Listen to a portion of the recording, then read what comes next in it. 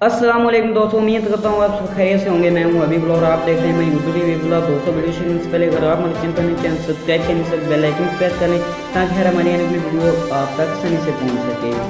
पाकिस्तान मुस्लिम league नून की रहनुमा और रुकन पंजाब असम्बली उज़्मा बुखारी ने पंजाब में इंसानी हकूक़ के खिलाफ वर्जियों के बढ़ते हुए वाक़यात पर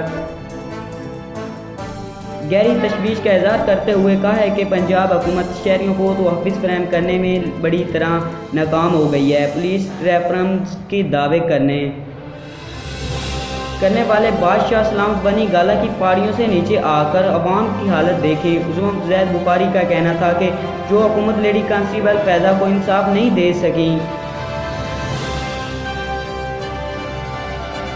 वो आम शहरियों को इंसाफ क्या देगी। लेडी कांस्टेबल फ़ायदा ने महकमे की बेहसी पर एहतजाज मुस्तफ़ी होने का ऐलान कर दिया। लेडी कांस्टेबल को खुदकशी करने पर मजबूर किया जा रहा है। इनका कहना था कि आई पंजाब के दफ्तर के बाहर बुजुर्ग खातून से बदतमीज़ी के बाद बेआड़ी में पुलिस ने ख़वातीन पर तशद्दुद किया। पुलिस रेफरेंस के दावे करने वाले बादशाह सलामत बनी गाला की बाड़ियों से नीचे आकर अवाम की हालत देखी। इन्होंने कहा कि दुनिया की ख़वातीन चांद पर पहुंचने की कोशिश कर रही हैं और हमारी ख़वातीन को चार दीवारी में बंद करने की कोशिश की जा रही है। इमरान खान और उस्मान बुज़दार शामली टोले के नरगे से बाहर निकले। दोस्तों, हमारी वीडियो अच्छी लगे तो लाइक और शेयर ज़रूर कीजिएगा।